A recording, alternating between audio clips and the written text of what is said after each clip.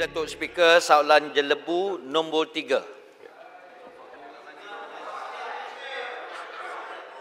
Saya persilakan Yang Berhormat Menteri.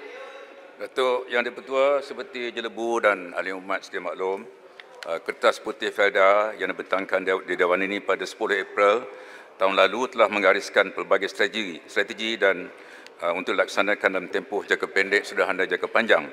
Antara strategi utama yang telah dan sedang dilaksanakan adalah menambah baik tadbir urus korporat, menangani masalah aliran tunai, rasionalisasi pelaburan dan kepentingan, memperkasa peneroka, mengukuhkan sistem perkawanan dan meningkatkan penglibatan dalam aktiviti hiliran.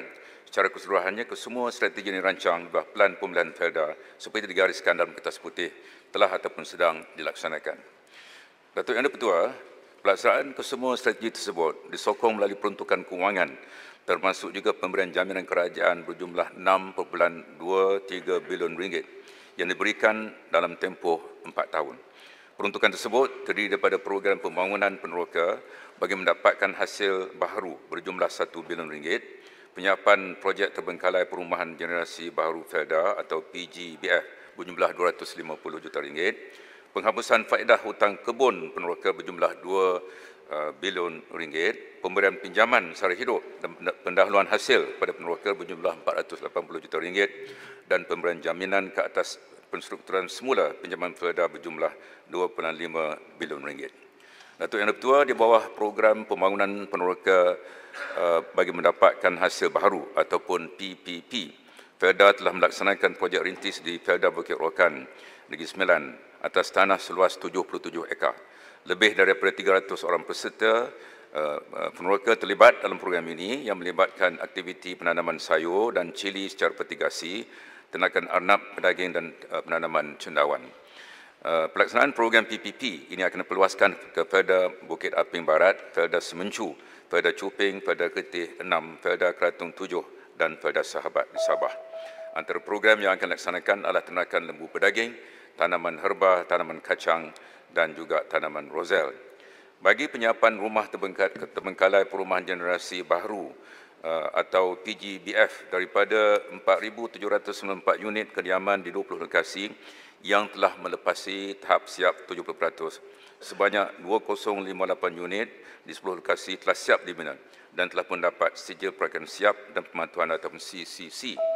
Baki 2,020 unit kediaman di 6 lokasi dijadual siap menjelang hujung tahun ini serta 716 unit kediaman di 4 lokasi dijadual disiapkan tahun depan. Untuk faedah hutang kebun pula, Felda telah memuktamadkan lebih 20,000 daripada 78,000 penyata hutang peneroka yang terlibat dengan program tanam semula. Proses muktamadkan penyata ini akan siap pada September tahun ini.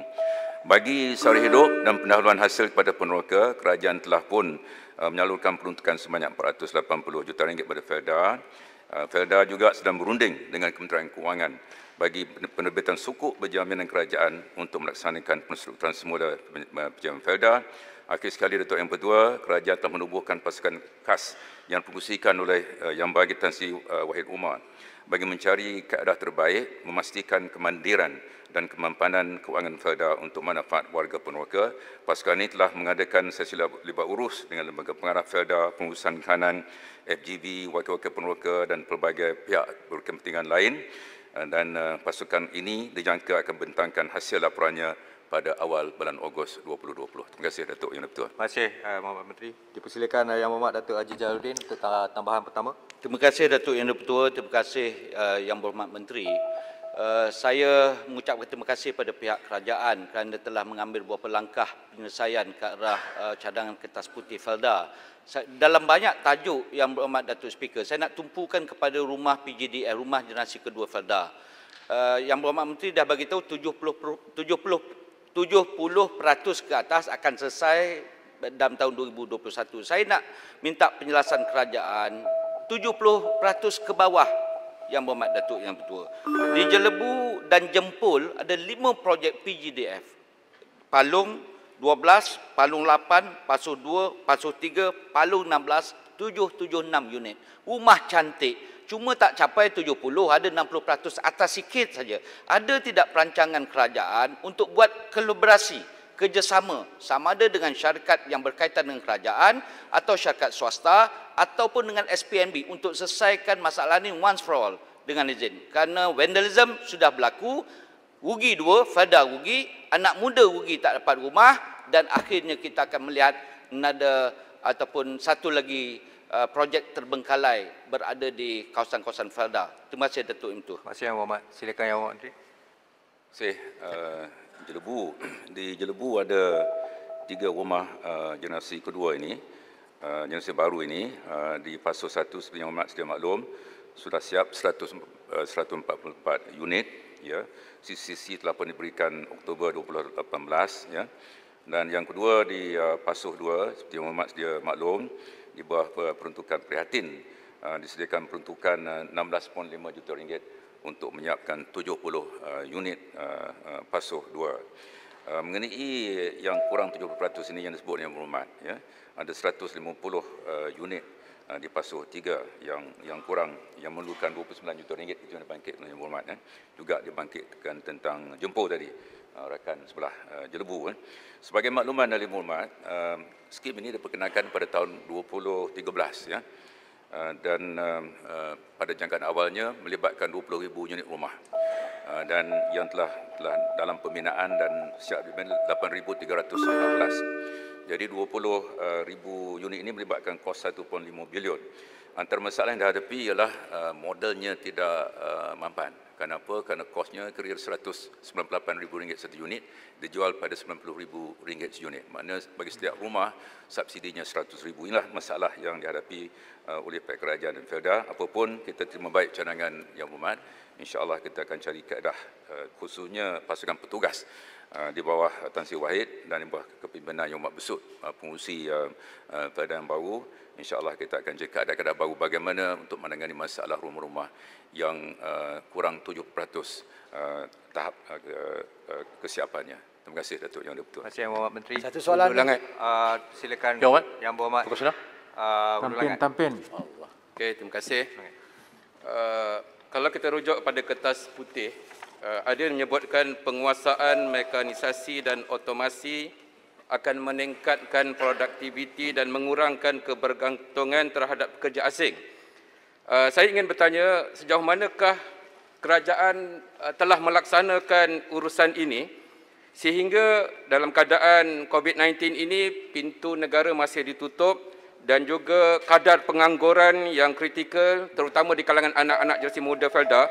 Sejauh mana kerajaan melaksanakan perkara ini sehingga anak-anak generasi muda Felda ini dapat ditempatkan di lokasi-lokasi yang sepatutnya dalam keadaan pada hari ini. Terima kasih. Terima kasih Yang Berhormat. Silakan Yang Berhormat Menteri.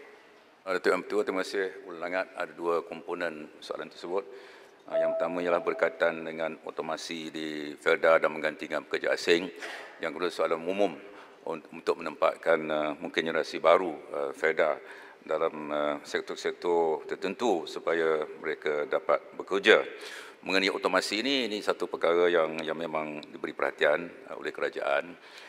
Kita ada satu majlis sains negara yang mesyuarat 3-4 hari lalu, difungsikan kepada Perdana Menteri Rusia oleh Mosti. Kita sedang merangka kaedah-kaedah baru untuk meningkatkan otomasi dan teknologi. Kita sedar bahawa kejayaan kita mungkin tak seberapa, itu sebabnya pergantungan kepada sektor pekerja asing masih tinggi. Bagi Felda khususnya pada hari Selasa lalu 7 bulan Julai diadakan kerjasama MOU tanda tangan antara pihak UNIMAP dan Mosti dan Felda untuk mencari kaedah bagaimana otomasi dapat ditingkatkan di Felda, termasuklah penggunaan mesin. Dan itu kita boleh mengurangkan pergantungan kepada tenaga buruh, dan untuk pekerja atau untuk generasi baru Felda ini insya-Allah dalam rancangan kerajaan termasuklah dalam perhatian dan lain-lain ia akan diambil kira supaya peluang-peluang yang lebih diberikan kepada generasi muda untuk mendapat pekerjaan. Terima kasih Datuk Yang Dipertua. Terima kasih Yang Berhormat. Lagi Yang Berhormat Speaker. Saya beri peluang kepada Yang Berhormat Pontian kerana beliau telah banyak kali berdiri. Terima kasih banyak. Cadangan dalam kertas putih Felda itu antaranya untuk mengumpulkan kembali tanah-tanah meneroka menjadi ladang yang besar adalah sesuatu yang tidak praktikal. Bererti ia tidak boleh berjaya. Bagaimanakah mengenai ada satu cadangan dahulu untuk mewujudkan gedung makanan negara supaya tanah-tanah peneroka Felda dijadikan juga pusat-pusat penternakan tanaman herba, pelbagai usaha di bawah tanah 10 ekar yang disediakan itu. Projek besar nama Gedung Makanan Negara. Terima kasih. Terima kasih Yang Hormat. Silakan Yang Hormat Menteri. Yang Di-Pertua gedung ni sudah lama dah, semasa Yang Hormat juga bertugas sebagai salah seorang yang menjadi pemangkin kepada kemajuan Felda satu masa dahulu. Jadi dulu satu masa nak ternak 1 juta lembu di kawasan Felda, Yang Hormat Pontian masih ingat. Jadi ini memang merupakan satu perkara yang penting. Itu sebabnya kerajaan telah bersetuju untuk membentukkan 1 bilion ringgit. Setakat ini 38 juta telah diperuntukkan. Menjelang tahun ini 100 juta insya-Allah. Dan bermula di Bukit Rokan di Tampin Negeri Sembilan. Ada ternakan enap. Di situ juga ada beberapa pengusaha yang menternak lembu. Saya berkesempatan melawat Bukit Rokan ini, berjumpa dengan 2 penternak, seorang ada 250 ekor, seorang lagi 100 ekor. Seorang nama Faiz saya, jadi dua-dua mereka berjaya dan ini merupakan salah satu daripada pendekatan baru yang diambil oleh Felda.